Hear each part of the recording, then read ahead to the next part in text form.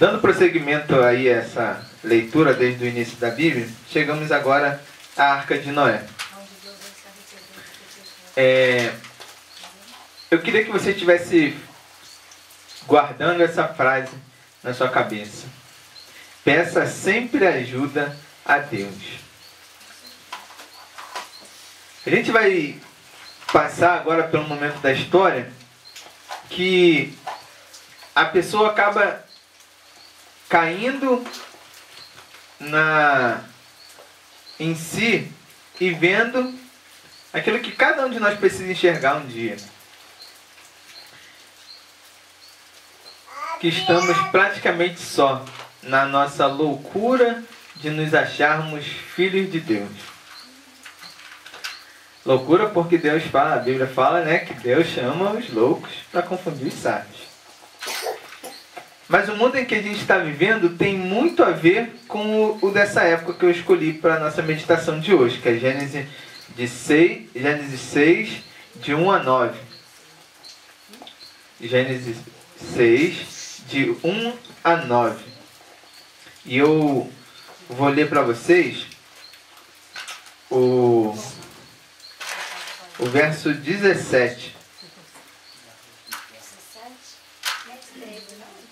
Gênesis 6, de 1 a 9. Só que eu vou ler agora o versículo 17, que diz assim: durou o dilúvio 40 dias, sem propósito, tá? 40 dias sobre a terra.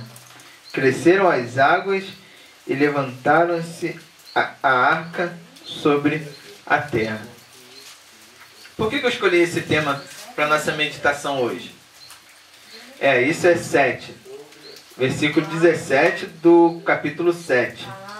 É que essa Bíblia aqui me colocou, essa Bíblia aqui vive me colocando... É 6:17? É 7:17. Que eu gosto muito do 7, mas a história do dilúvio, ela vem aí a partir do 6. Né? Então, do 6 de 1 a 9 especificamente. Só que aí, o 7, versículo 17, é a conclusão.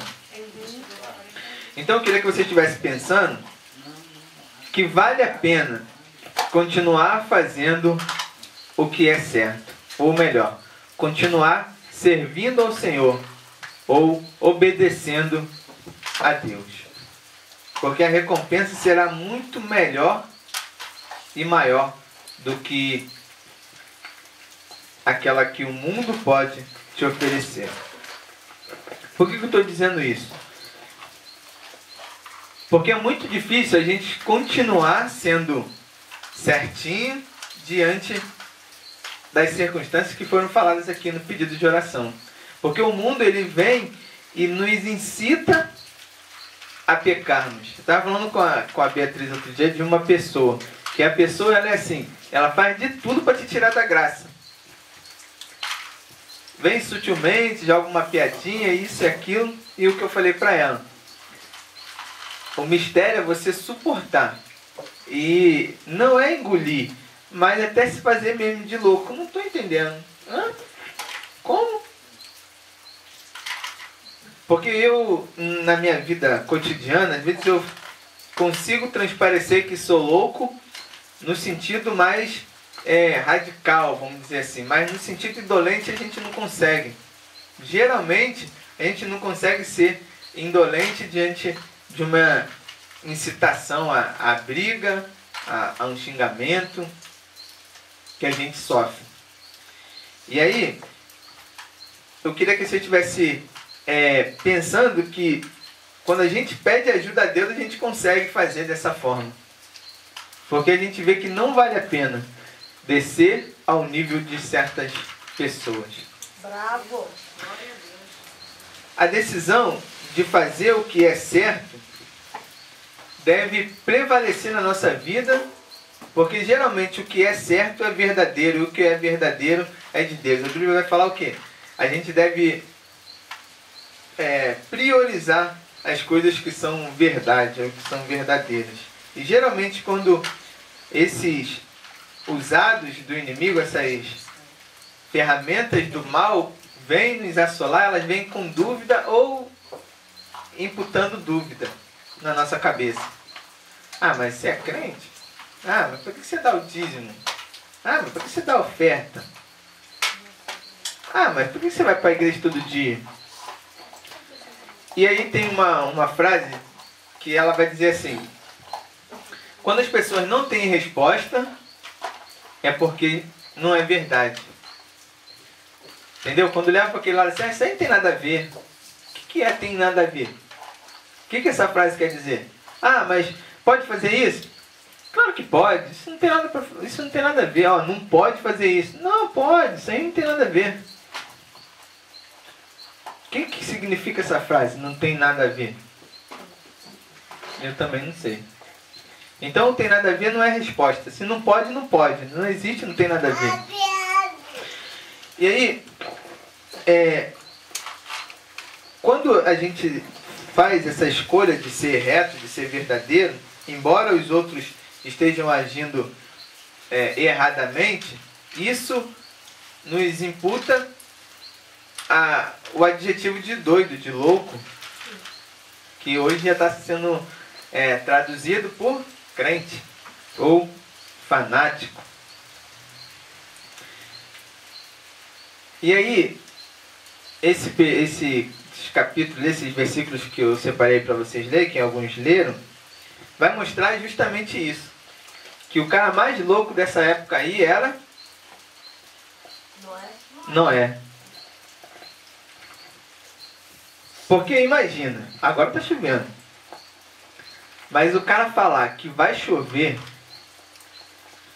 até então nunca tinha caído gotas do céu. Vocês sabiam disso? Que até o dilúvio a terra era seca e o que alimentava as plantas eram apenas a chamada chuva seródica, que é aquele sereno que vem à noite e regava todas as plantas e de manhã você vê que elas ainda estão cheias d'água. Cheias de água. E aí o cara chega para você e fala assim, ó, vai chover. Primeiro que ninguém sabia o que era chuva. Segundo que o que ele estava fazendo era uma coisa que durava muito tempo. Vocês chutam aí quanto tempo que Noé levou para construir a arca? 120 anos. 120 anos, o outro lá falou. E a senhora? Quem dá mais? Quem dá menos? Foi 150 anos. 150 anos. Quem dá menos? Ou que dá mais? Quantos anos um cara doido ficou gritando para os outros que ia chover e nada de chover e ele está lá construindo a arca? Está todo mundo com o nome da Bíblia, né? Então eu vou falar logo que... Não, mas pode ler a Bíblia. Está aqui? Quando Deus viu... Aí diz, no capítulo 6, de 1 a 9. Quando Deus viu como os homens se tornaram perversos, ele ficou triste por tê-los criado. E se a gente conseguisse entender esse sentimento de tristeza de Deus, como filhos de Deus, nós deveríamos enlouquecer e começar a fazer como Noé. Deus não se entristeceu porque o povo apenas tinha se tornado pecador. É porque todos nós somos pecadores. Mas o que entristecia mais a Deus é que o povo amava mais as coisas do que a Ele. Qual é o mandamento que diz ao contrário disso? É o primeiro mandamento. Então, aquela sociedade não era o único que andava segundo a vontade de Deus. Aí o versículo 8 e 9 vai dizer isso. Mas ele tinha 3 filhos. A gente falou pela manhã sobre o valor dos filhos, né? Ou do filho. E Noé tinha Sem, Cã e Jafé.